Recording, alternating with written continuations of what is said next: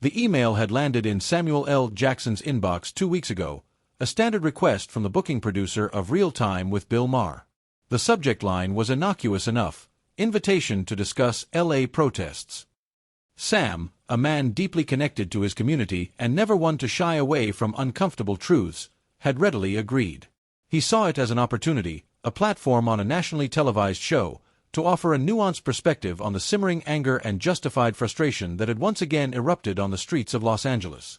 He pictured a thoughtful, if spirited, debate, the kind he'd had countless times, always grounded in facts and an unwavering commitment to justice. He certainly didn't anticipate the trap. The morning of the taping, the air in Malibu was deceptively crisp, carrying the scent of salt and eucalyptus. Sam, however, felt a different kind of tension building. It wasn't nerves, not for him, a man who had faced down cinematic villains and real-life injustice with equal measure of conviction. It was a sense of unease. He'd slept fitfully, fragments of news reports about the protests, distorted and sensationalized, playing on a loop in his mind. He knew the media often preferred caricature over character, outrage over understanding. He just hoped Bill, for all his contrarian tendencies, would allow for genuine dialogue. His usual driver, a quiet man named Marcus who had chauffeured him for years, navigated the familiar freeway traffic with practiced ease. Sam scrolled through his phone, absorbing more news, prepping his arguments, refining his message. He wanted to speak not just for himself, but for the countless voices unheard, for the pain unacknowledged. He wore a crisp, dark suit, a deliberate choice. He wanted to project seriousness, respectability, to counter any preconceived notions that he was merely an angry black man or a Hollywood liberal. He was Samuel L. Jackson, an actor, yes, but also a citizen, a father, a voice. Pulling up to the studio lot, the familiar buzz of a production environment hit him. Cables snaked across the concrete, crew members darted about with clipboards, and the distant murmur of chatter hinted at the controlled chaos within. He stepped out, adjusting his suit jacket, and offered Marcus a curt nod. "See you after, my man." Inside, the studio hallways were cooler, air-conditioned to combat the California sun. A young production assistant, barely out of college, recognized him instantly, her eyes widening. "Mr. Jackson, welcome. Right this way, please." She led him past bustling control rooms, through corridors plastered with promotional posters, and finally, into a green room that felt less green and more beige and functional. A small platter of fruit, some sparkling water, and a few pre-packaged snacks were laid out. Sam eyed them dismissively. He preferred his routine. He settled into a plush armchair, pulling out his reading glasses and a worn copy of a historical text on civil rights.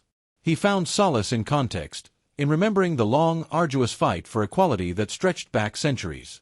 About 15 minutes later, Bill Maher's associate producer, a smooth, affable man named Tom, entered. Tom was all smiles and practiced geniality. "Mr. Jackson, so glad you could make it. Bill's really looking forward to this segment. We appreciate you coming on to share your perspective on the LA situation." Sam nodded, offering a polite but reserved smile. "Happy to be here, Tom. I just hope we can have an honest conversation about what's really happening out there." Tom's smile tightened almost imperceptibly. "Absolutely, absolutely. Bill's just wrapping up his monologue rehearsal. He'll pop in to say hello in a few." Bill never popped in. Not even a quick handshake. This was unusual. Typically, Maher would at least greet his featured guests, exchange a few pleasantries, perhaps even run through a few talking points. A flicker of that earlier unease returned, stronger this time. Was he being paranoid?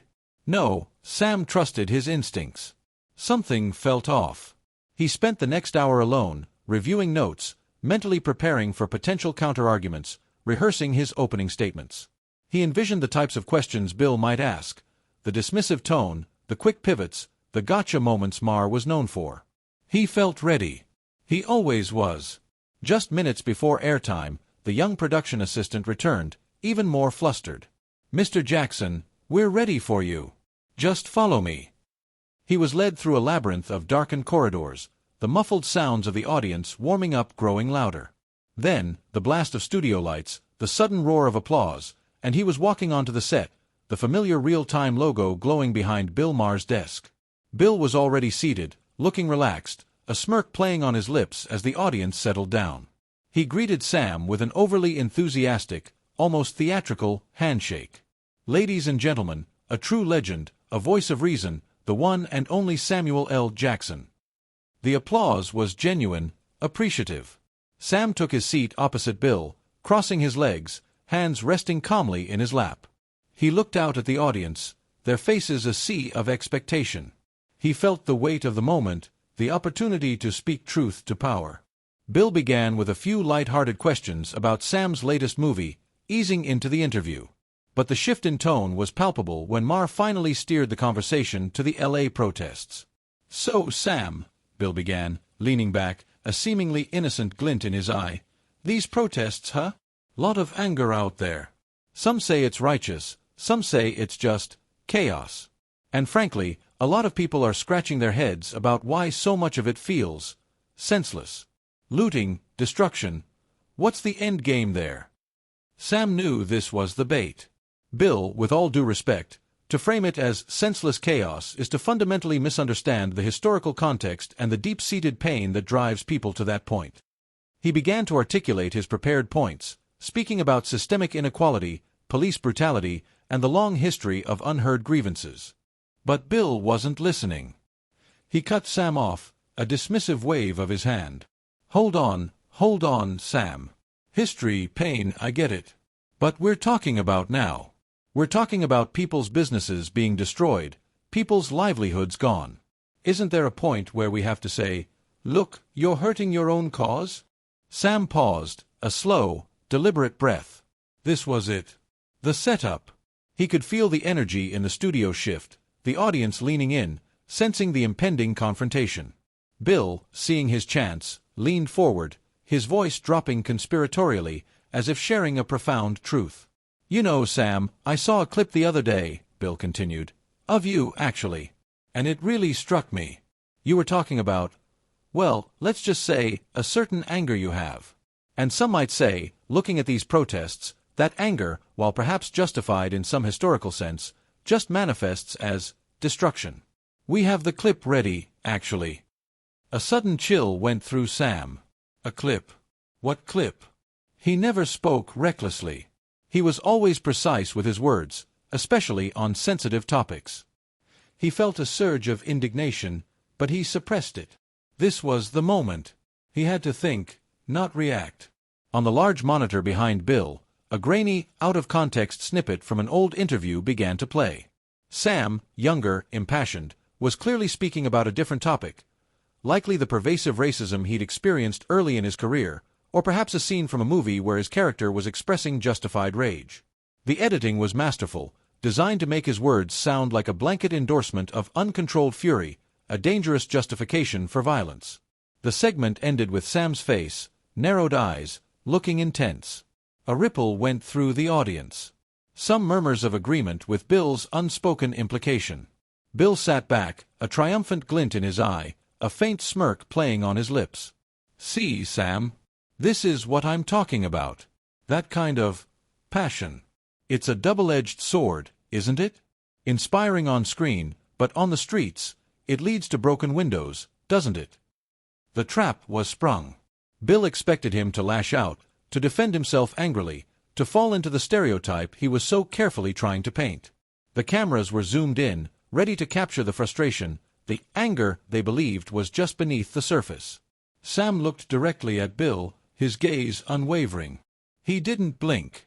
He didn't raise his voice. He didn't even flinch. He took another slow, deep breath, letting the silence hang in the air for a deliberate moment, forcing the audience to lean in further, to listen. Then he spoke, his voice calm, resonant, and utterly devoid of the fury Bill had hoped to provoke.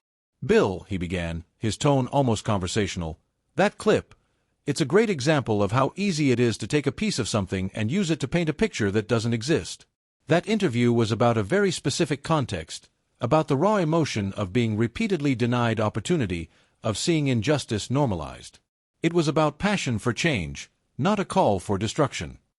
He paused, letting his words sink in. "And yes, there's anger on the streets.